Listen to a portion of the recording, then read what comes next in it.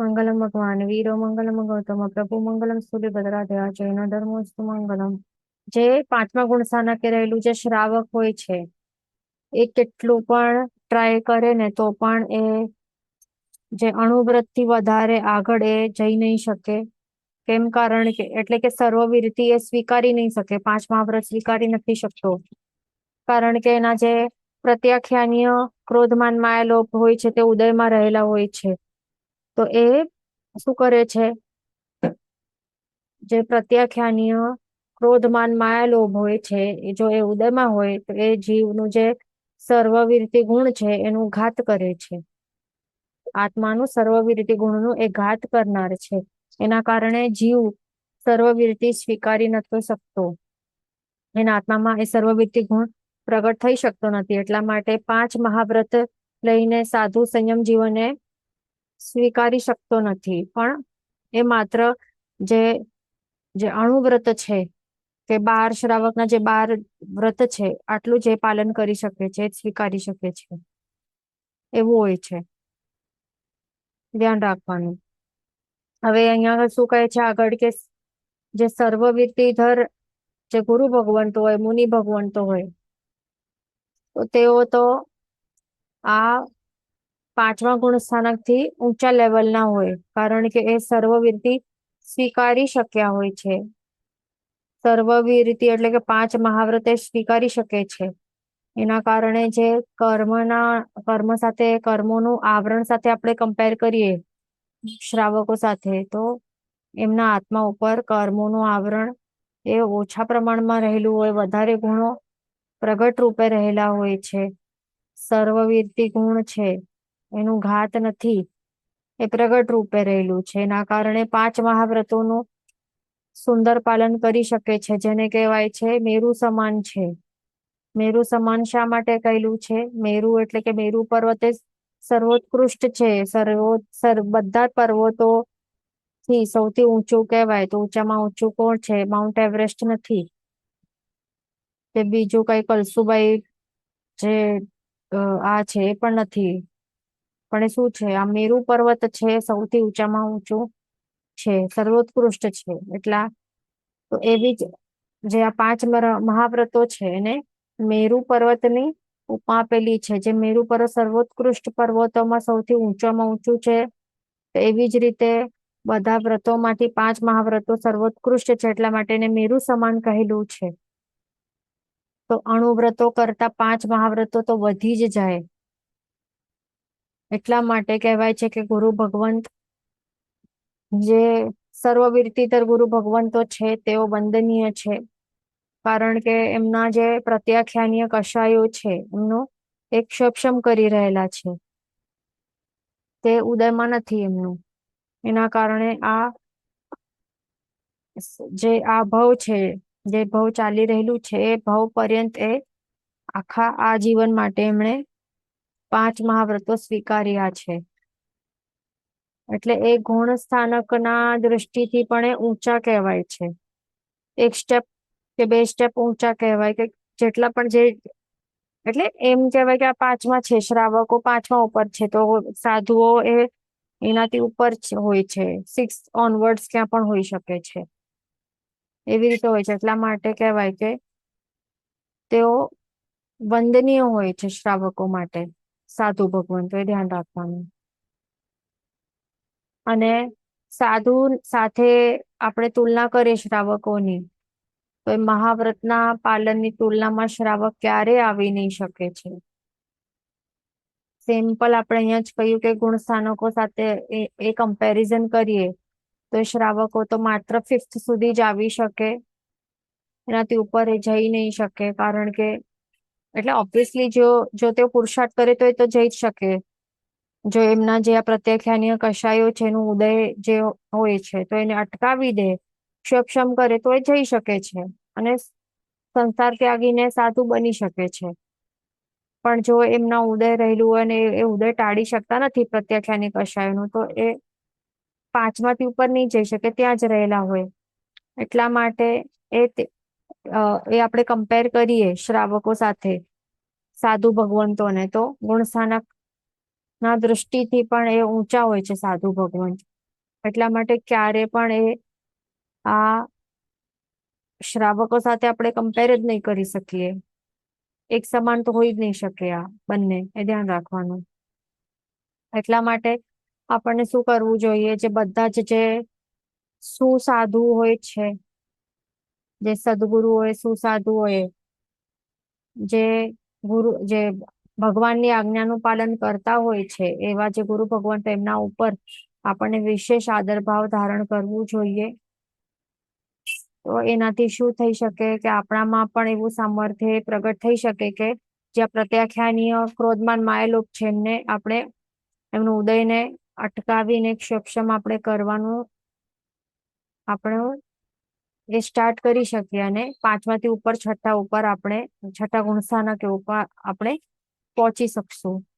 એટલા માટે જે ગુણોથી આપણાથી જે ગુણોમાં વધારે હોય, જેમનામાં ગુણો વધારે અમાઉન્ટમાં પ્રગટેલા હોય આપણાથી, તો એમનું આપણે જેટલું પણ આપણે આદર બહુમાન ભાવ કે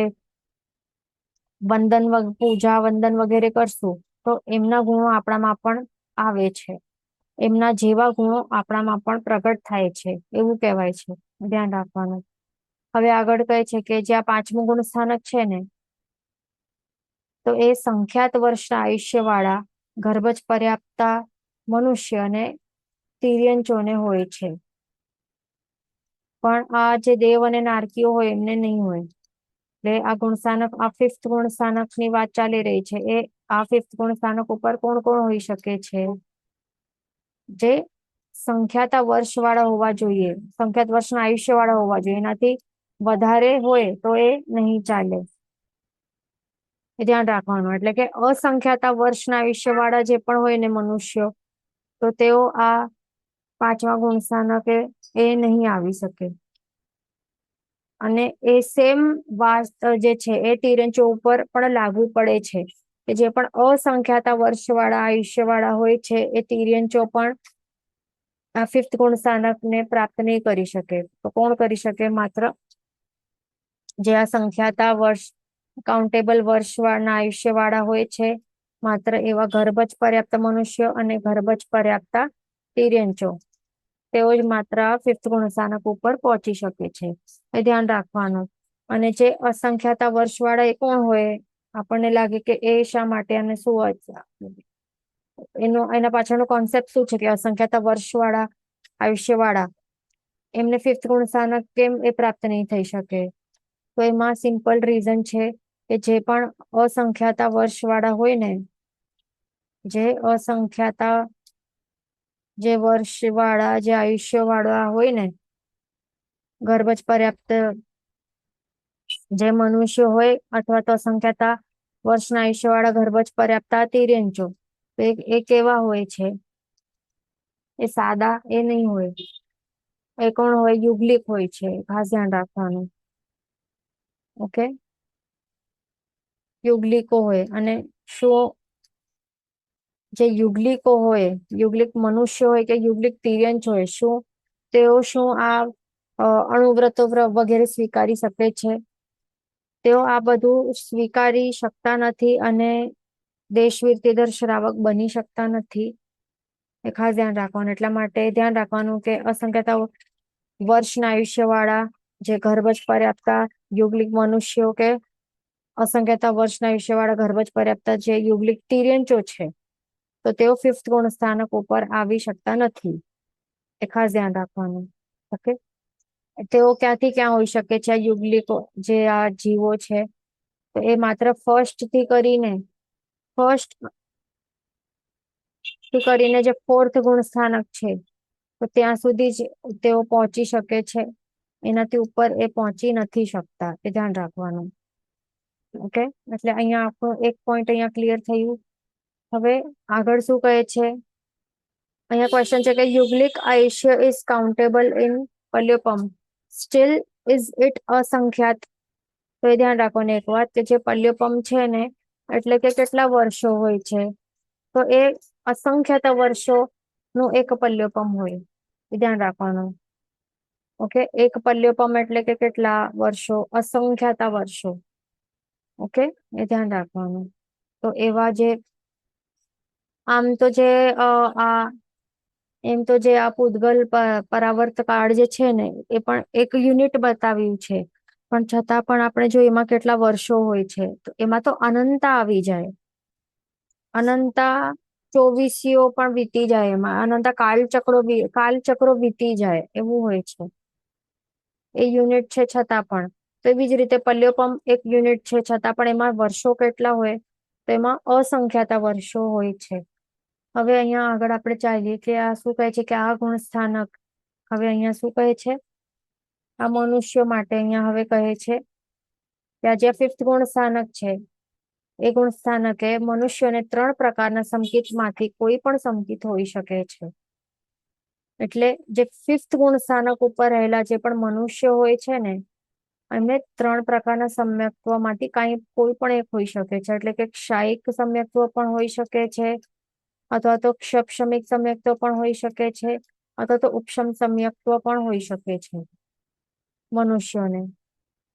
પણ અહીંયા તિર્યંચોની વાત કરે છે તો તિર્યંચોને શું હોય છે, તો તિર્યંચોને ક્ષપશમ સમ્યક્ત્વ હોઈ શકે છે અને ઉપશમ સમ્યક્ત્વ પણ હોઈ શકે છે, એ ધ્યાન રાખવાનું. ઓકે, પણ ક્ષાયિક સમ્યક્ત્વ એ નહીં હોઈ શકે. એટલે આટલા અહીંયા બ્રેકેટ કરી લેવાનું તો ખ્યાલ આવે કે આ તિર્યંચો માટે અહીંયા બતાવ્યું છે. અને એમને ક્ષપશમિક સમ્યક્ત્વ પણ હોઈ શકે. એટલે જે ફિફ્થ ગુણ સ્થાનકે રહેલા જે તિર્યંચો હોય, કયા તિર્યંચો માટે અહીંયા કહેલું છે, જે ફિફ્થ ગુણ સ્થાનકે રહેલા જે તિર્યંચો હોય ને તેમને 3 માંથી કયા કયા સમ્યક્ત્વ હોઈ શકે છે, તો એમને આ ક્ષપશમિક સમ્યક્ત્વ હોઈ શકે છે અથવા તો ઉપશમ સમ્યક્ત્વ પણ હોઈ શકે છે, એ ખાસ ધ્યાન રાખવાનું. પણ ક્ષાયિક સમ્યક્ત્વ એ નહીં હોઈ શકે, ખાસ ધ્યાન રાખવાનું. ઓકે, તો હવે અહીંયા એ ધ્યાન રાખવાનું, અહીંયા જે છે એ કટ કરી લેવાનું, અહીંયા આ જે લેટર છે. ઓકે, હવે અહીંયા એક વાત ધ્યાન રાખવાનું કે અહીંયા શું કહે છે કે ક્ષાયિક સમ્યક્ત્વ જે છે, અને હા અહીંયા ધ્યાન રાખવાનું કે અહીંયા કોઈક જીવોને જે અહીંયા બતાવ્યું છે તો એ તિર્યંચો ના વિશે જ અહીંયા બતાવેલું છે. એટલે એટલા માટે અહીંયા એવી રીતે બ્રેકેટ કરી લેવાનું તો સમજાય કે આ તિર્યંચો માટે કહેલું છે.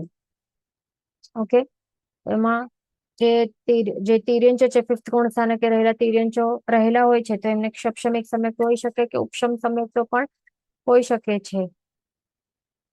અને ઉપશમ સમ્યક્ત્વ કેવી રીતે હોઈ શકે કે ઉપશમ સમ્યક્ત્વ પામતાની સાથે દેશ વિરુદ્ધ ગુણ સ્થાનકો નો પરિણામ પ્રાપ્ત થાય તેના કારણે ઉપશમ સમ્યક્ત્વ પણ હોઈ શકે છે.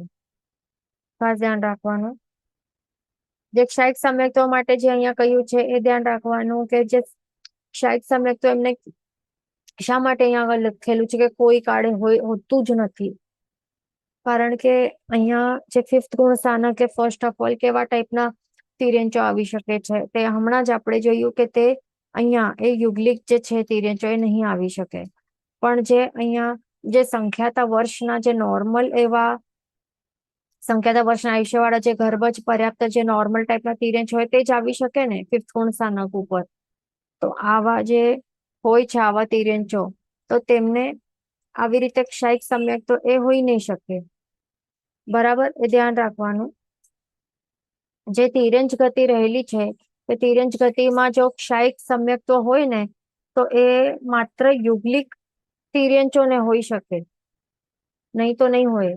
એક નિયમ ટાઈપ એવી રીતે રૂલ કે એવું કઈક સ્ટાર કરીને ક્યાંક નોટ ડાઉન કરી લેવાનું અહીંયા બુક ઉપર માં ક્યાં પણ પોતાની બુકમાં કે અહીંયા ઉપર અહીંયા એવી રીતે સ્ટાર માર્ક કરીને રૂલ ટાઈપ કે કઈક નિયમ જેવું કે પોઈન્ટ ટુ રિમેમ્બર એવી રીતે કરીને લખી લેવાનું. એવી રીતે શું લખવાનું કે જે તિર્યંચ ગતિમાં રહેલા જે પણ તિર્યંચો હોય તો એમાંથી માત્ર જે યુગલિક તિર્યંચો હોય ને તો તેઓને ક્ષાયિક સમ્યક્ત્વ હોઈ શકે છે. અને જે બીજા જે નોર્મલ સાદા તિર્યંચો કોઈ પણ ટાઈપના આ યુગલિક છોડીને બાકીના તિર્યંચોને આ ક્ષાયિક સમ્યક્ત્વ નહીં હોઈ શકે, એ ધ્યાન રાખવાનું. ઓકે, એટલા માટે અહીંયા એવી રીતે અહીંયા બતાવ્યું છે.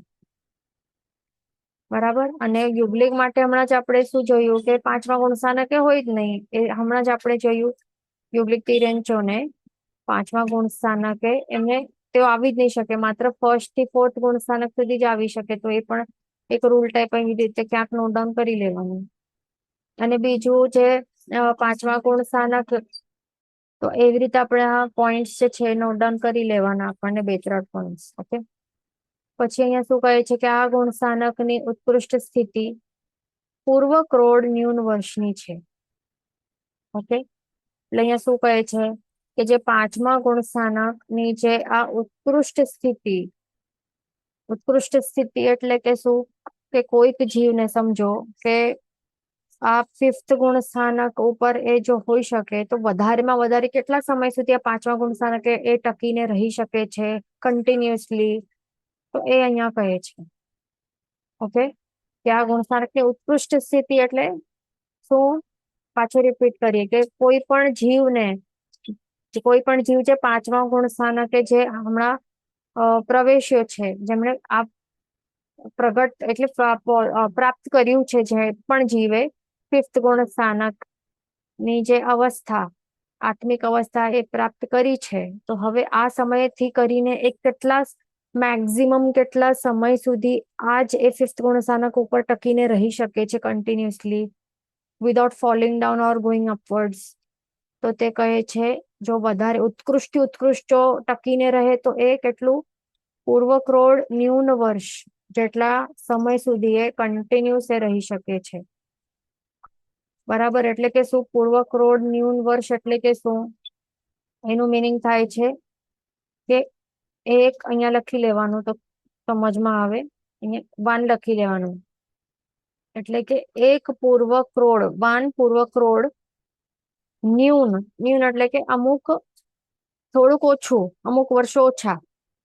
1 પૂર્વ ક્રોડ વર્ષોમાંથી કંઈક ન્યૂન, કંઈક ઓછું, એવી રીતે સમજવાનું. તો આટલા વર્ષો એ સમજવાના. એટલે સમજો કે હવે આટલું એક પૂર્વ ક્રોડ આટલા વર્ષોનું આટલું કોઈક જીવનું આયુષ્ય છે આ.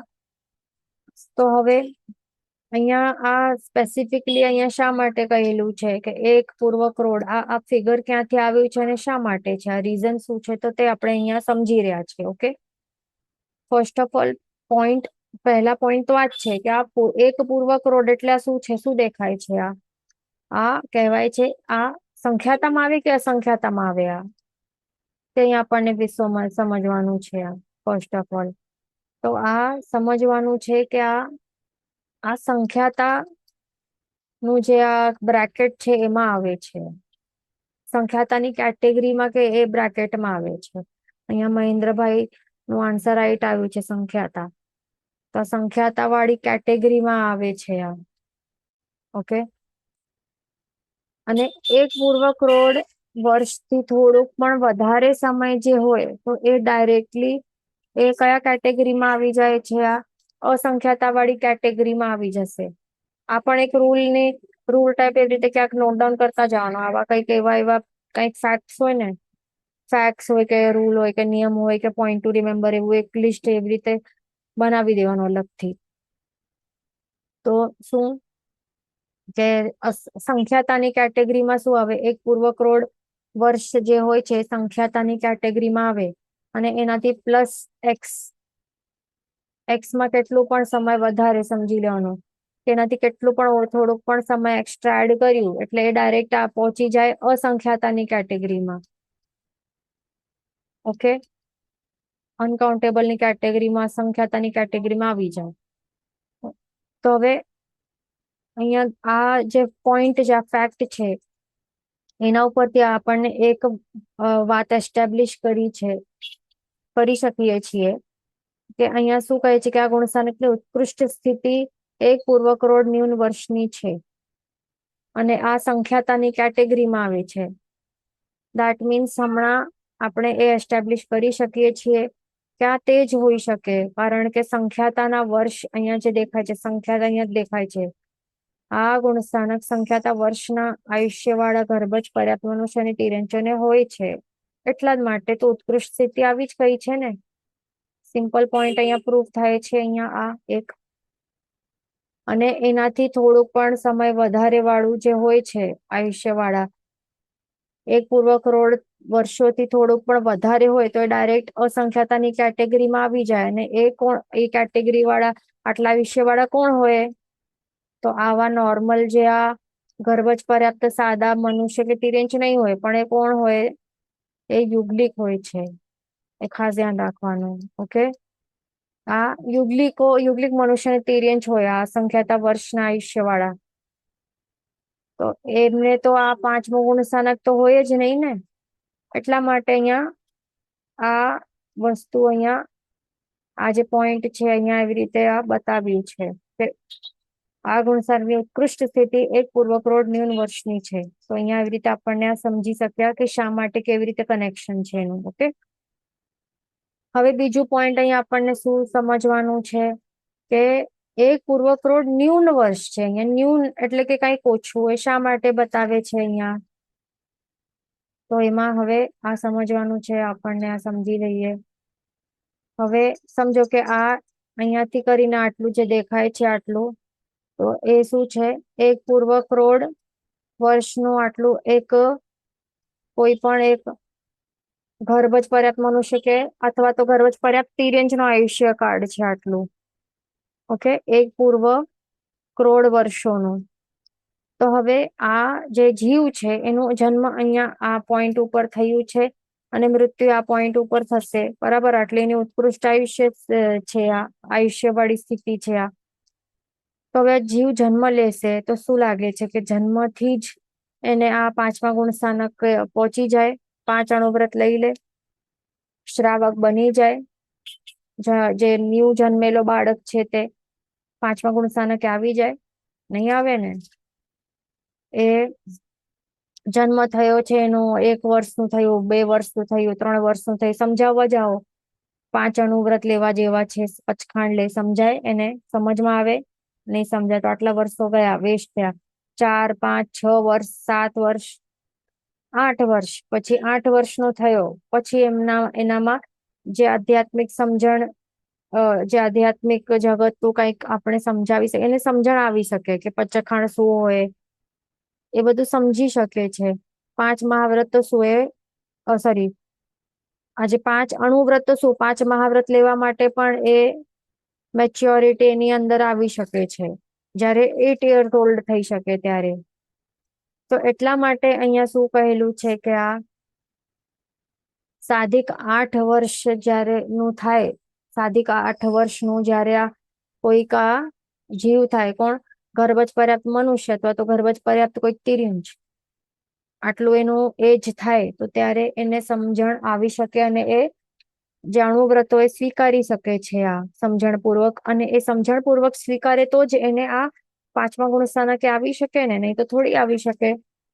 કોઈક એવું આવું નાનું એક ન્યૂબોર્ન બેબીને હાથ જોડીને આપણે પચખાંડ લઈ લઈએ તો આપણને લાગે કે ચાલો એને આ થાય છે, આ જે પણ એને એવી રીતે દ્રવ્ય રીતે તો એ આપણે કરી શકીએ છીએ, દ્રવ્ય તરીકે દ્રવ્ય શ્રાવક બની શકે છે, પણ એ સાચે આ ભાવ શ્રાવક કે પાંચમા ગુણ સ્થાનકે પહોંચી નથી શકતો આ નાનું ન્યૂબોર્ન બેબી. એ ભાવથી જ્યારે લે, મેચ્યોરિટી આવે, એટલે એ દ્રવ્યથી તો એ લેવાનું જ હોય. જ્યાં સુધી સમજણ નહીં આવે ત્યાં સુધી એ સંસ્કારો પાડતા જશું તો જ એ 8મા સાધિક 8 વર્ષનું થશે તો ત્યારે જ જઈને એને ભાવ થશે એવા સંસ્કારો પાડેલા હોય તો. અને પછી એ દ્રવ્યથી લે પચખાણ ત્યારે ભાવ પણ એના આત્મામાં આવે અને પછી એ સાચે 5મા ગુણ સ્થાનક ઉપર એ આવી શકે છે. આ દેશવીરતી નું ગુણ એના આત્મામાં પ્રગટ થઈ શકે છે.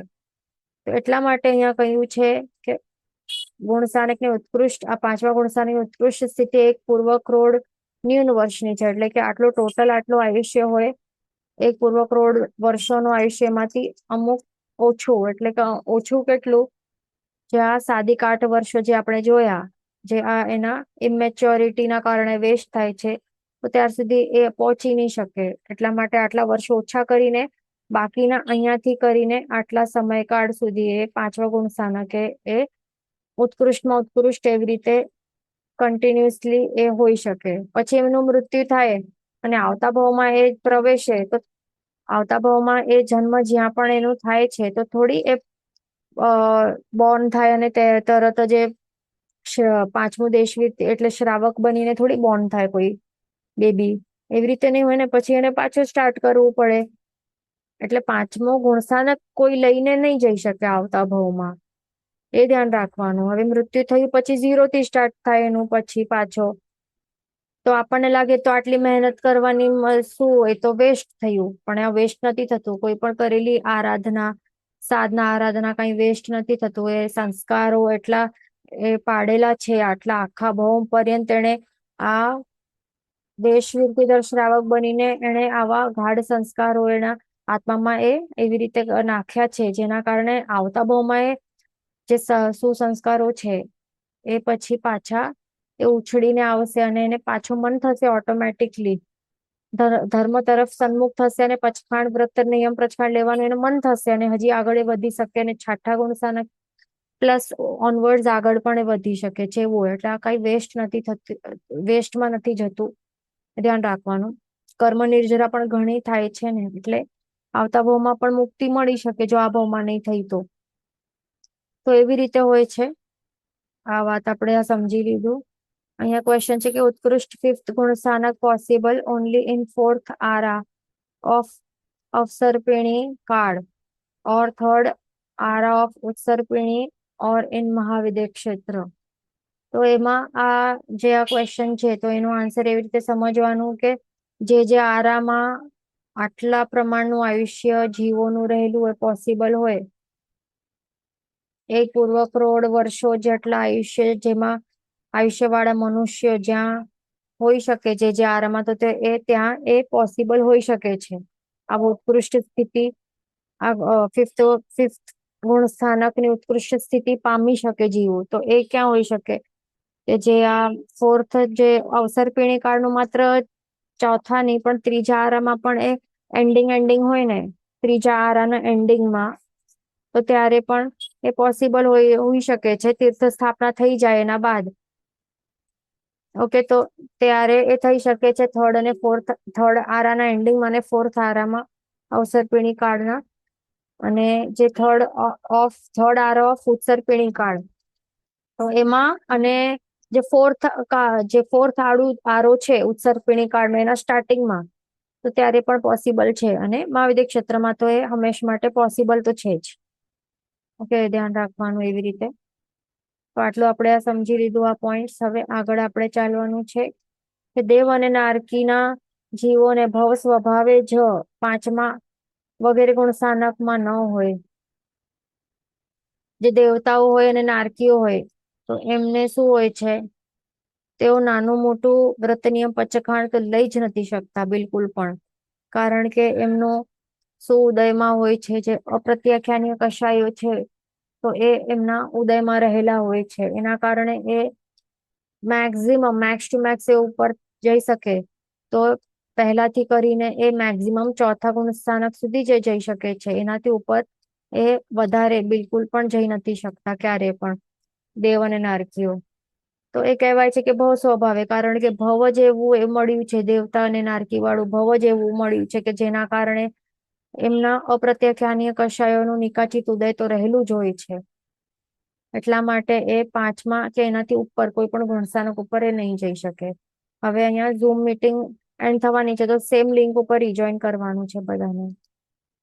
ઓકે, તો અહીંયા આપણે આપણું ફિફ્થ જે પાંચમું દેશ વિરતિ ગુણસ્થાનક એ કમ્પ્લીટ થાય છે ટોપિક. હવે આપણને શું કરવાનું છે, આગળ ચાલવાનું છે છઠ્ઠા ગુણસ્થાનક ઉપર. હવે આપણે જવાનું છે, એનું નામ છે પ્રમત્ત ગુણસ્થાનક. ઓકે, પ્રમત્ત ગુણસ્થાનક આ નામ ઉપરથી શું દેખાય છે, પ્રમત્ત એટલે કે શું, પ્રમાદ વાળું અવસ્થા રહેલું છે. એટલે કે એને આ જીવોને જે પણ છઠ્ઠા ગુણસ્થાનકે રહેલા હોય છે તો એમને પ્રમાદના કારણે જે કર્મો બંધાય છે એ બંધાય છે એમને પ્રમાદના કારણે. અને મેન એનું નામ શું છે, પ્રમત્ત સંયત ગુણસ્થાનક. એ ધ્યાન રાખવાનું, અહીંયા એડ કરી લેવાનું. અહીંયા પ્રમત્ત સંયત ગુણસ્થાનક. તો એવી રીતે બધાને પોતપોતાની બુક્સમાં એવી રીતે એડ કરી લેવું જરૂરી છે. ઓકે, તો આ પ્રમત્ત સંયત ગુણસ્થાનક છે. આ સંયત એટલે કે શું, જે સંયમી જીવ છે, જે સર્વવીરતિધર એવા જે જીવો છે, 5 મહાવ્રત જેમણે સ્વીકાર્યું છે અને હજી પણ એ પ્રમાદ સાથે લડી રહ્યા છે. પ્રમાદ ના કારણે એમના હજી પણ કર્મોનું બંધ થઈ રહ્યું છે. હજી અપ્રમત્ત ગુણ એમના આત્મામાં પ્રગટ નથી થયું. એના માટે એ ટ્રાય કરી રહ્યા છે. શું અપ્રમત્ત થવા માટે જે ટ્રાય કરી રહ્યા છીએ, પુરુષાર્થ કરી રહ્યા છે, એવા જીવોને કહેવાય પ્રમત્ત સંયત ગુણ સ્થાનક વાળા જીવો. ઓકે, તો હવે એમાં આપણે જોવાનું છે જે ઉપશમ સમ્યક્ત્વી, ક્ષપશમ સમ્યક્ત્વી, ક્ષાયક સમ્યક્ત્વી જે જીવો હોય છે. હવે આ આપણને એક પોઈન્ટ તો યાદ રાખવાનું કે જે પણ જીવ હવે ચોથા ગુણ સ્થાનકને પાર કરી દીધું છે, ઓકે, ચોથા ગુણ સ્થાનકને જેમણે પણ પાર કરીને આગળ 5th હોય કે 6th હોય કે 7th 8th 9th 10th કરીને ડાયરેક્ટ 14th ગુણ સ્થાનક સુધી, જે 4th થી કરીને 14th ગુણ સ્થાનક સુધી, એટલે કે 4th ને જેમણે પણ પાર કર્યું છે, બધા કેવા હોય, બધા કમ્પલસરી સમ્યક્ત્વી જીવો જ હોય છે. પછી એ કોઈ પણ પ્રકારના યથાયોગ્ય જે ગુણ સ્થાનક જે લાગુ પડે એવી રીતે કોઈ પણ હોઈ શકે, પણ સમ્યક્ત્વી એ હોય જ, કમ્પલસરી હોય. ઓકે, કારણ કે ચોથા ગુણ સ્થાનકે સમ્યક પ્રગટ થઈ જ જાય છે. તો હવે એ 5મા 6ઠા ક્યાં પણ હોય સમ્યક્ત્વી જ કહેવાય. એટલે ધ્યાન રાખવાનું. એટલે આ સમ્યક્ત્વી કહેવાય, પણ સાથે એક્સ્ટ્રા કયા કયા ગુણો પ્રગટ કરતા જાય છે, તો એ ગુણો એક્સ્ટ્રા નવા નવા જે પ્રગટ કરતા જાય છે, તો એના ઉપરથી તે ઓળખાય છે. જેમ કે 5મા ઉપર, હવે આ 5મા ગુણ સ્થાનકે આવેલો જીવ એ સમ્યક્ત્વી તો છે જ, પણ એક્સ્ટ્રા નવો ગુણ કયો પ્રગટ કર્યો છે કે જે ચોથામાં નથી, તો તે છે દેશવીરતી ગુણ. એટલા માટે એને દેશવીરતી ગુણ સ્થાનક કહેવાય. તો એમાં એને એવી રીતે નહીં સમજવા હવે સમ્યક્ત્વી છે કે નહીં, એ તો ઓબ્વિયસલી છે. એ ગુણો જે છે ને એક વખત પ્રગટ કરે છે ને, એ સાથે લેતા જાય છે આગળ આગળ, પણ ઇનફેક્ટ નવા નવા ન્યૂ ગુણ પ્રગટ કરતા જાય છે આગળ આગળ. હવે છઠ્ઠા ગુણ સ્થાનકમાં નવો કયો ગુણ પ્રગટ થયું છે કે જે 5મા કે નીચે નથી, તો નવો ગુણ છે અપ્રમત્ત સંયત ગુણ, સર્વવીરતી. સર્વવીરતી આ નવો ગુણ એમણે પ્રગટ કર્યું છે, એટલા માટે એનું નામ હવે એવી રીતે બતાવે છે, પ્રમત્ત સંયત કે સર્વવીરતી ગુણ સ્થાનક એવી રીતે કહેવાય છે એનું. ઓકે, કારણ કે નીચે અહીંયા ક્યાં પણ નથી, એનાથી છઠ્ઠાથી નીચે ક્યાં પણ સર્વવીરતી ગુણ હજી નથી પ્રગટ થયો, તો આ નવો ગુણ પ્રગટ થયું છે. દેટ ડઝન્ટ મીન કે આ સમ્યક્ત્વી નથી. ઓકે, આ સમ્યક્ત્વી તો છે છઠ્ઠા ગુણ સ્થાનક વાળા, એ ધ્યાન રાખવાનું. અને અને એમ પણ એ સમય એવી રીતે પણ સમજવાનું કે આ છઠ્ઠો ગુણ સ્થાનક નું નામ શું છે, આ પ્રમત્ત સંયત ગુણ સ્થાનક. તો દેટ ડઝન્ટ મીન કે નીચે વાળા જે છે, છઠ્ઠાથી નીચે વાળા જે પણ છે બધા જ આ અપ્રમત્ત છે, એનું એ નથી મીનિંગ.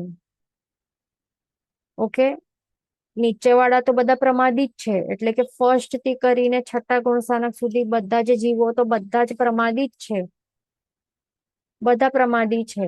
પણ હવે જે 7મા ગુણ સ્થાનકે આવશે તો ત્યાંથી એ અપ્રમત્તતા આવશે.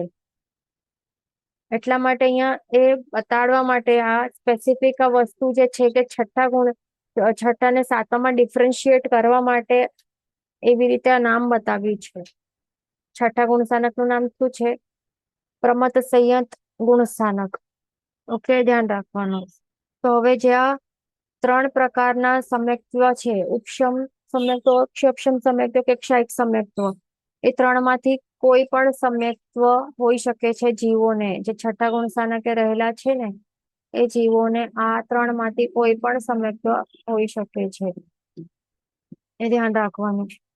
અને આ જે જીવ છે એમણે શું કર્યું છે, 5મા ગુણ સ્થાનક ઉપર જયારે એ હતો, 5મા ગુણ સ્થાનકે રહેલો હતો આ જીવ, તો ત્યારે એને શું નડતું હતું? આ પ્રત્યાખ્યાનીય કષાયનું ઉદય રહેલું હતું.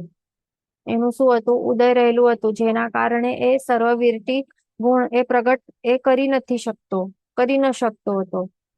પ્રત્યાખ્યાનીય કષાય, પ્રત્યાખ્યાન ક્રોધ માન માયા લોભનું ઉદય રહેલું હતું, જેના કારણે એ 5 મહાવ્રત સ્વીકારી શકતો ન હતો, અને સર્વવીરતી ગુણ એ આત્મામાં પ્રગટ નહીં કરી શકતો હતો. પણ હવે એને શું કર્યું છે, છઠ્ઠા ગુણ સ્થાનકે એ કેવી રીતે આવી શક્યો છે? કારણ કે એમને જે પ્રત્યાખ્યાનીય કષાયો છે ને એનું એક ક્ષપક્ષમ કરવાનું સ્ટાર્ટ કર્યું છે. કે જ્યારે એણે ક્ષપક્ષમ કરવાનું ચાલુ કર્યું અને એના કારણે હવે શું થાય છે, જે સર્વવીરતી ગુણ છે, આત્માનું સર્વવીરતી ગુણ નું ઘાત કરનાર એવા પ્રત્યાખ્યાની કશાયોનું એણે ક્ષપક્ષમ કર્યું છે. એના કારણે સર્વવીરતી ગુણ પ્રગટ થયું છે આત્મામાં. એના કારણે જીવ હવે છઠ્ઠા ગુણ સ્થાનકે આવી શક્યો છે. 5 મહાવ્રતો એ સ્વીકારી શકે છે. એટલે સર્વવીરતી એટલે કે શું? ટોટલી. સર્વ એટલે કે સર્વથા, ટોટલી. વીરતી એટલે કે પાપોથી અટકી શકે છે આ જીવન પર્યંત. એ શું કરી શકે છે? ટોટલી બધી જ રીતે બધા પાપોથી, સાવધ્ય વ્યાપારથી એ અટકી જ ગયો છે, અટકી શકે છે. એવી રીતે સર્વવીરતી ગુણ એ પ્રગટ કરે છે આ છઠ્ઠા ગુણ સ્થાનકે. પણ હજી પણ કશાયો જે છે એ કેવા ટાઈપના ઉદયમાં છે? એના સંજોલન ટાઈપના જે કશાયો છે, ક્રોધમાન માય લોભ, એનું હજી ઉદય રહેલું છે આ. અને એમના ઉદયના કારણે શું થાય છે? સંજોલન કશાયના ઉદયના કારણે જીવને 5 પ્રકારના જે પ્રમાદ છે એ રહેલા હોય છે આ. 5 પ્રકારના પ્રમાદ કયા છે? જે મધ્ય, વિષય, કશાય, વિકથા અને નિદ્રા. એમ અહીંયા ધ્યાન રાખવાનું કે જ્યાં સંજ્વલન કશાયો માત્ર કઈ આ છઠ્ઠા ગુણ સ્થાનકે જ ઉદયમાં રહેલા નથી, પણ આ સંજ્વલન કશાયો છે ને એ 10મા ગુણ સ્થાનક સુધી અહીંયા જે સંજ્વલન ટાઈપના જે કશાય, ફર્સ્ટ ઓફ ઓલ કેવા કશાયો હોય છે?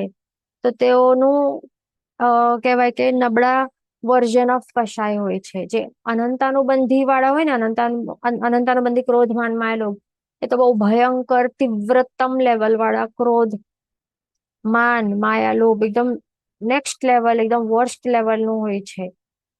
પણ આ સંજ્વલન કશાય, જે સંજ્વલન ક્રોધમાન માય લોભ કેવા હોય?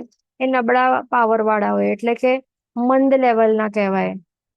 મંદ લેવલનું ગુસ્સો આવે, મંદ લેવલનું અહંકાર, મંદ લેવલનું અભિમાન ને માયા અને લોભ એ મંદ લેવલના હોય. તો એવા હોય છે. તો આ સંજ્વલન કશાયનો ઉદય એ ક્યાંથી ક્યાં હોઈ શકે છે? માત્ર છઠ્ઠાથી ઉપર એનો ઉદય નહીં હોય. છઠ્ઠા ઉપર હોય, 7મા ઉપર હોય, 8મા ઉપર પણ હોય, 9મા ઉપર પણ હોય, અને જે 10મા ઉપર પણ હોય. પણ અહીંયા 10મા ઉપર પણ એ ખાલી ધ્યાન રાખવાનું કે માત્ર સંજ્વલન લોભ એ પણ સૂક્ષ્મ કીટી રૂપ આટલું જ અમુક અંશો હોય છે એ ઉદયમાં. એટલે એમ કહી શકાય કે સંજ્વલન ક્રોધમાન માય લોભ એ 4 પ્રકારના છઠ્ઠાથી 9મા ગુણસ્થાનક સુધી ઉદયમાં હોય, અને 10મા ઉપર માત્ર સંજ્વલન લોભ એ પણ સૂક્ષ્મ ટાઈપનું હોય છે ઉદયમાં. એ ધ્યાન રાખવાનું. છતાં પણ હવે એક પોઈન્ટ અહીંયા આપણને ધ્યાન રાખવાનું કે કઈ સંજ્વલન કશાયનો ઉદય તો આપણે જોયું કે છઠ્ઠાથી 9મા ઉપર 4 ટાઈપનું હોય છે. તો છતાં પણ 5 પ્રકારના પ્રમાદ તે કઈ જીવને હોતા નથી બધા ગુણસ્થાનક ઉપર. એટલે અહીંયા એક ધ્યાન રાખવાનું કે જે આ છઠ્ઠા ગુણસ્થાનક સુધી જ આ પ્રમાદ હોય છે, પણ 7મા ઓનવર્ડ્સ જીવ અપ્રમત હોય છે. સંજ્વલન કશાય જે 4 ક્રોધમાન, સંજ્વલન ક્રોધમાન માયા લોભ એનું ઉદય અહીંયા 7મા, 8મા અને 9મા ઉપર રહેલું હોય, ખાસ ધ્યાન રાખવાનું. છતાં પણ અહીંયા અપ્રમત તરીકે રહેલું હોય છે આ જીવ. અપ્રમત ગુણ એમનું પ્રગટ થઈ જાય છે, એ ધ્યાન રાખવાનું. અને 10મા ગુણ સ્થાનક ઉપર એ માત્ર એક આ હોય છે સંજ્વલન લોભ, અમુક અંશોનું ઉદય રહેલું હોય, અને અહીંયા પણ જીવ અપ્રમત હોય. એટલે કે 7માથી 14th સુધી જીવ અપ્રમત હોય છે. એટલે અહીંયા ધ્યાન રાખવાનું કે જે સંજ્વલન કશાયના ઉદય તો રહેલું છે, તો એ તો 7મા અને 9મા સુધી પણ રહેલું હોય છે સંજ્વલન કશાયનું ઉદય. એ ખાસ ધ્યાન રાખવાનું. એટલે અહીંયા આપણે એ ધ્યાન રાખવાનું, સંજ્વલન કશાયનો ઉદય હોય છે અહીંયા. પણ આ સંજ્વલન કશાયના ઉદયના કારણે જ આ 5 પ્રકારના પ્રમાદો છે આ ઉદયમાં રહેલા છે જીવને, એ રહેલા છે આ છઠ્ઠા ગુણ સ્થાનક ઉપર, તો એમ નહીં કહી શકાય. એ ધ્યાન રાખવાનું. તો એટલે અહીંયા આપણને એ ધ્યાન રાખવાનું, એમ કહેવાનું કે જે સંજ્વલન કશાયનું ઉદય રહેલું છે પ્લસ 5 પ્રકારના પ્રમાદો પણ રહેલા છે આ છઠ્ઠા ગુણસાનક એવી રીતે અહીંયા કહી શકાય છે. અને આ 5 પ્રકારના પ્રમાદ રહેલા છે એના કારણે એનું ગુણસાનક નું નામ છે પ્રમત સંયત ગુણસાનક. ઓકે, એ ધ્યાન રાખવાનું. કારણ કે સંચલન કષાય નો ઉદય તો ઉપર પણ છે, 7th 8th 9th ઉપર પણ તો છે ને, પણ ત્યાં પ્રમાદ નથી, ત્યાં અપ્રમત છે જીવ. એટલા માટે વી કાન્ટ સે દેટ સંચલન કષાય નો ઉદયના કારણે કઈ આ 5 પ્રકારના પ્રમાદ રહેલા છે છઠ્ઠા ગુણસાનક ઉપર, એટલે અહીંયા કરેક્શન કરી લેવાનું છે. અહીંયા આપણને હોવાથી કટ કરી લેવાનું, વર્ડ ફૂલ સ્ટોપ કરી દેવાનું, અહીંયા ઉદય રહેલું છે એવી રીતે.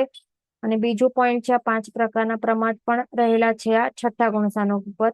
પેલું છે મધ્ય, એટલે કે શું? મધ્ય એટલે કે કુટેવો, બેડ હેબિટ્સ અને વિષય. તો 5 પ્રકારના ઇન્દ્રિયના કેટલા હોય છે? 23 પ્રકારના વિષયો. જેમ કે સ્પર્શનેન્દ્રિય છે તો એના કેટલા વિષય હોય છે? 8 વિષય હોય છે. 8 વિષય કયા હોય છે? કે 8 પ્રકારના સ્પર્શ હોય ને, તો એના ઉપર રહેલી જે આસક્તિ હોય જીવને, તો એના માટે, એના કારણે આ 8 પ્રકારના જે સ્પર્શ, 8 પ્રકારના સ્પર્શ ખ્યાલ છે ને, મૃદુ, કર્કશ, શીત, ઉષ્ણ, ગુરુ, લઘુ, તે છે, અને સ્નિગ્ધ અને વૃક્ષ. તો 8 પ્રકારના જે ટાઈપના અલગ અલગ સ્પર્શો છે, એ સ્પર્શો કોના સ્પર્શ છે? આ પૂતગલો ના ગુણધર્મો છે. તો એ પૂતગલોના 8 પ્રકારના ગુણધર્મો ઉપર સ્પર્શનેન્દ્રિય ને જે પણ આસક્તિ રહેલી હોય એ ભોગવટા માટે એને ઈચ્છા કે આસક્તિ રહેલી હોય, કે રાગ કે રતિ રહેલી હોય, કે અરતિ રહેલી હોય, તો એ શું કહેવાય છે? સ્પર્શનેન્દ્રિયના 8 પ્રકારના વિષય કહેવાય. પછી શું છે? રસનેન્દ્રિય છે. આ રસનેન્દ્રિયના કેટલા હોય? 5 પ્રકારના વિષય હોય, એટલે 5 પ્રકારના ટેસ્ટ હોય, જે ખાટા, મીઠા, તીખા, કષાય જે પણ હોય છે ને, આમ્લ, એ બધા 5 પ્રકારના જે આ ટેસ્ટ છે, કોના ટેસ્ટ હોય? એ પૂતગલોના ટેસ્ટ હોય છે. તો એ પૂતગલોના 5 પ્રકારના ગુણધર્મ હોય કે જેના ઉપર આ રસનેન્દ્રિયને એ ભોગવટા માટે આસક્તિ કે ઈચ્છા, રતિ, અરતિ વગેરે રહેલી હોય, રાગ રહેલું હોય જે પણ, તો એ કહેવાય રસનેન્દ્રિયના 5 પ્રકારના વિષય. પછી ઘ્રાણેન્દ્રિયના 2 પ્રકારના વિષય હોય છે, સુગંધ, દુર્ગંધ. તો એ પૂતગલોના સુગંધ કે દુર્ગંધ ઉપર આસક્તિ ભાવ કે ઈચ્છા રાખવાનું, એ બધું આ ઘ્રાણેન્દ્રિયના 2 પ્રકારના વિષય કહેવાય. પછી ચક્ષુરેન્દ્રિયના 5 પ્રકારના વિષય કહેવાય, 5 પ્રકારના કલર્સ, જે વ્હાઈટ, રેડ, યલો, ગ્રીન ને કયો હોય બ્લેક. તો એ જે 5 પ્રકારના કલર્સ છે એ પૂતગલોના કલર્સ હોય, તો એમને એના ઉપર રાગ કે દ્વેષ કે જે પણ રહેલું હોય, આસક્તિ રહેલી હોય, તો એ બધી એ ચક્ષુરેન્દ્રિયના 5 પ્રકારના વિષય કહેવાય. અને છેલ્લા 3 પ્રકાર કહેવાય, જે આ શ્રોત્રેન્દ્રિય છે એના 3 પ્રકારના વિષય છે, કહેવાય છે સચિત, અચિત અને મિશ્ર ટાઈપના જે પણ આવાજો જે છે, સાઉન્ડ છે, મ્યુઝિક કે સાઉન્ડ કે આવાજ, એ સાંભળવા માટે જેને ઈચ્છા, શક્તિભાવ કે રાગ કે જે પણ રહેલું હોય પૂતગલોનું સાંભળવા માટે, અલગ અલગ ઇન્સ્ટ્રુમેન્ટ્સ કે વસ્તુ કે વ્યક્તિ જે પણ આવે એમાં આવી જાય, સચિત, અચિત અને મિશ્રમાં બધું આવી જાય. તો એ બધું એ પ્રકારના 3 પ્રકારના શ્રોત્રેન્દ્રિયના 3 પ્રકારના વિષય કહેવાય. તો એવી રીતે ટોટલ કરીએ તો કેટલા થાય છે? આ 23 કહેવાય છે. આ 23 વિષયો થાય છે. એટલે 5 ઇન્દ્રિયોના આ 23 વિષયો કહેવાય છે. પછી 5મું પ્રમાદ કયું છે? નિદ્રા, ઊંઘવાનું. તો 5 પ્રકાર રીતે ઊંઘવાનું. નિદ્રા ટાઈપ, કે નિદ્રા નિદ્રા, કે પ્રચલા, કે પ્રચલા પ્રચલા, કે થિણદ્ધી, કે સ્ત્યનર્ધી. તો આ 5 પ્રકારના જે ઊંઘો છે કે નિદ્રાઓ છે, તો એ બધું સંભવ રહેલું છે આ છઠ્ઠા ગુણસાનકે જીવને. એટલે કુટેવો પણ હોઈ શકે, કે 5 પ્રકારના ઇન્દ્રિયો ના જે 23 પ્રકારોના વિષયો ઉપર આસક્તિ ભાવ રહેલું હોઈ શકે છે, કે જે કષાયો છે 4 કષાય. તો 4 કષાય તો અહીંયા આપણને દેખાય છે કે સંચોલન ટાઈપના કષાયનું જ ઉદય છે, તો એ સંચોલન ટાઈપના કષાયો નો ઉદય. પછી વિકથાઓ રહેલી છે, કરતા કરી શકે છે, સ્ત્રી કથા, રાજકથા, દેશકથા અને ભક્ત કથા. તો સ્ત્રી કે પુરુષ વિશે જે પણ વાતો જે પણ હોય છે, તો એ સ્ત્રી કથામાં આવે. સ્ત્રી માટે પુરુષ કથા, કે પુરુષ માટે સ્ત્રી કથા, જે પણ એવી રીતે. રાજકથા એટલે કે રાજકથા એટલે કે શું, જે રાજા છે એના રિલેટેડ જે પણ નકામી વાતચીતો કરે તે, કે દેશ કથા, દેશ રિલેટેડ જે પણ દેશ રિલેટેડ કે એરિયા રિલેટેડ જે પણ કથાઓ છે, વાતચીતો, હોસિપિંગ જે પણ કરતા હોય બધું. અને ભક્ત કથા એટલે કે શું, ખાવા પીવા રિલેટેડ જે હોય છે, કે આજે શું બનાવવા છે, આજે શું બનાવશે, આવતીકાલે પારણામાં શું વાપરશું, આજે ખાવાનું કેવું હતું, અરે આ વસ્તુ કેવી હતી, એનું ટેસ્ટ કેવું હતું, અરે આ ભાવ્યું. આવા ટાઈપની જે પણ વાતો કરીએ બધું ભક્ત કથામાં આવી જાય. એટલે આ બધું વિકથામાં આવી જાય, 4 પ્રકારની. આ બધી કર્મ, જે પાપ કર્મો એ બાંધવાનું એ શું બને છે, એક ટાઈપનું આલંબન બને છે આ વિકથાઓ. એ ધ્યાન રાખવાનું. એટલે આપણને લાગે કે અરે આ તો ટાઈમપાસ વાળી વાતો કરી રહ્યા છીએ, કે આપણે કંઈક ડિસ્કશનમાં બેઠેલા છે, આપણને લાગે કે આપણે કેટલું ઇન્ટેલેક્ચ્યુઅલ ડિસ્કશન કરી રહ્યા છીએ, આ પોલિટિક્સનું ડિસ્કશન કરી રહ્યા છીએ, કે રાજા કે દેશનું, કે આ બધું. તો આપણને લાગે કે અરે શું આપણે ઇન્ટેલેક્ચ્યુઅલ બુદ્ધિજીવો છે, પણ આ બધું બી કથાઓમાં આવે અને પાપ કર્મોનું બંધ થાય છે આપણું. કે સ્ત્રી કથા કે પુરુષ કથા કરીએ તો એ પણ એ કેવું કહેવાય, કે એકદમ લો લેવલ વાળી વાતો કહેવાય, તો એવી બધી કરાય નહીં, પણ પાપ કર્મોનું બંધ થાય. અને ભક્ત કથા એ પણ એવી યુઝલેસ, એવી આ પૂતગલ છે ને, આ શું છે, ભક્ત કથામાં ખાવા પીવાની વાતો હોય. એટલે કે જે જીવો છે, જીવોને ફર્સ્ટ ઓફ ઓલ હિંસા કરીને આપણે ખાવા પીવાનું બનાવીએ. અને ખાવા પીવાનું એટલે જે પણ બન્યું છે આ, તો એ બધું શું છે, જીવોનું શું છે, એમનો શરીરો છે, એમનામાંથી આત્મા નીકળી ગયો છે, એના શરીરોને આપણે મિર્ચ મસાલા બનાવીને આપણે પકાવ્યું છે, અને એ ખાવાનું છે આપણને જીવવા માટે.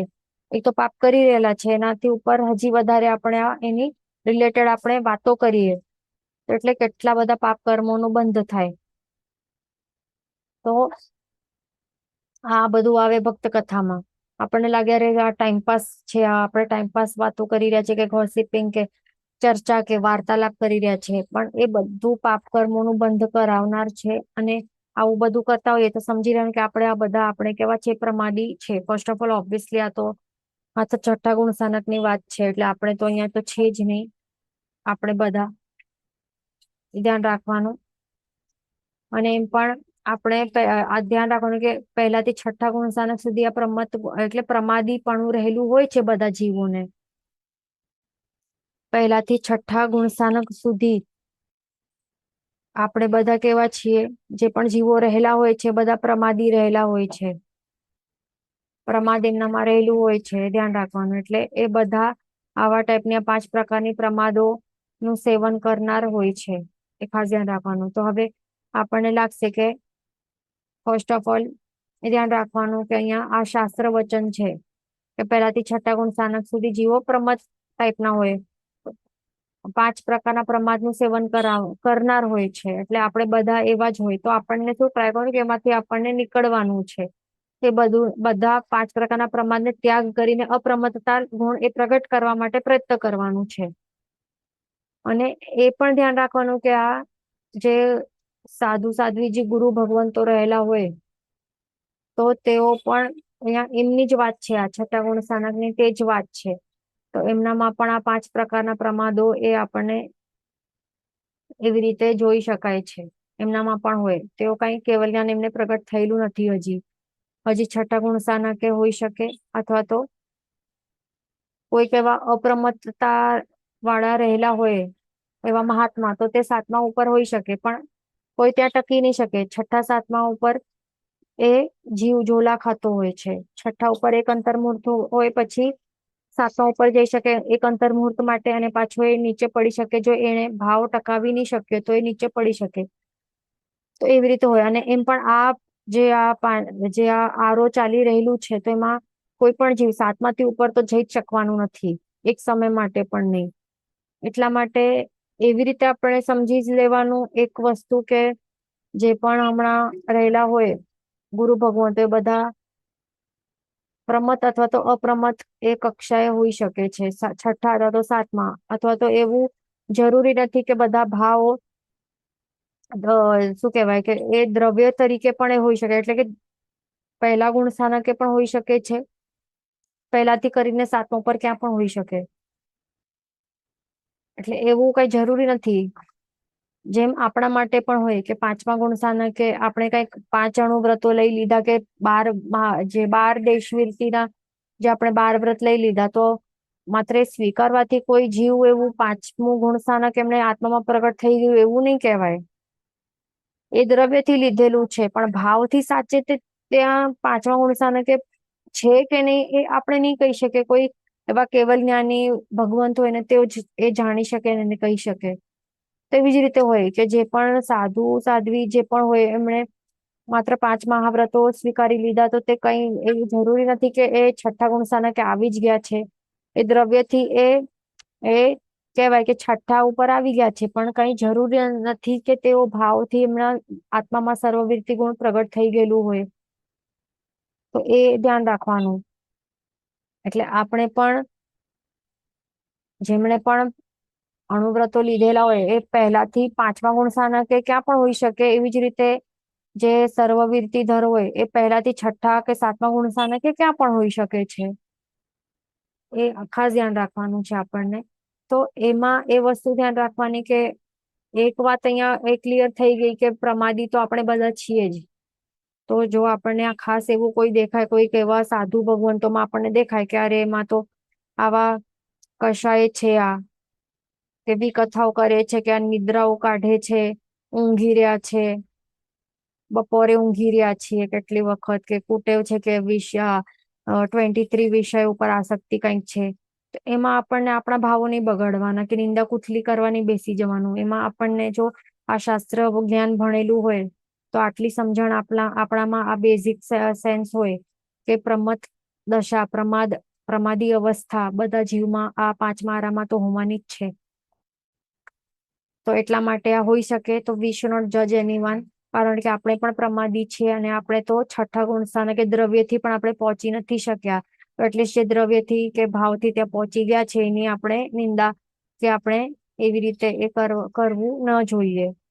એ ખાસ ધ્યાન રાખવાનું. એટલે આપણને જો શાસ્ત્ર જ્ઞાન જો આપણામાં રહેલું હોય ને, તો આપણે કેટલા બધા પાપોથી બચી જઈએ, કેટલા બધા આપણે જજમેન્ટો કરવાથી આપણે બચી જઈએ.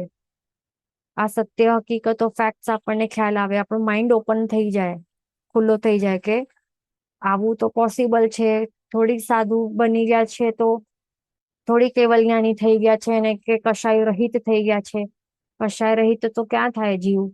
10મા ઉપર જાય, ગુણસ્થાનક ઉપર જાય તો ત્યારે જઈને થઈ શકે. અને આ આરામાં તો કોઈ થઈ શકવાનું નથી. 7માથી ઉપર તો કોઈ જઈ શકવાનું નથી. તો દેટ ઇઝ ઇમ્પોસિબલ. એટલા માટે આપણને જે દેખાય છે સાધુ સાધ્વી, તો એમનામાં કઈ આવું જોવામાં આપણને આવી જાય તો આપણને પોતાનું જ વિચારું કે આપણે કઈ કે એમનામાં એ પોસિબલ હોઈ શકે, કારણ કે આ આરું છે. At least they are trying and we are not trying. આપણે તે લેવલ ઉપર પણ પહોંચી નથી શક્યા. એટલા માટે નિંદા પુથલીથી બચવાનું. આપણને કોઈની પણ નિંદાઓ કરવી ન જોઈએ. પોતાનું જ આપણને અવસ્થા જોવાની કે આપણે ક્યાં પહોંચ્યા છીએ. પોતાનું જ જે છે ને એ ગ્રાફ એ જોવાનું કે ક્યાં બીજાની નિંદા કરીને આપણે તો નથી પડી જતા ને. એ ધ્યાન રાખવાનું. ઓકે, નેક્સ્ટ ક્લાસમાં આપણે કન્ટિન્યુ કરશું. જીન વચન વિરુદ્ધ બોલાવી તો મિચ્છામ્યહમ સર્વમંગલ માંગલ્યમ સર્વ કલ્યાણ કારણમ પ્રધાનો સર્વ ધર્માણમ જનમ જયતિ શાસનમ પ્રણમ.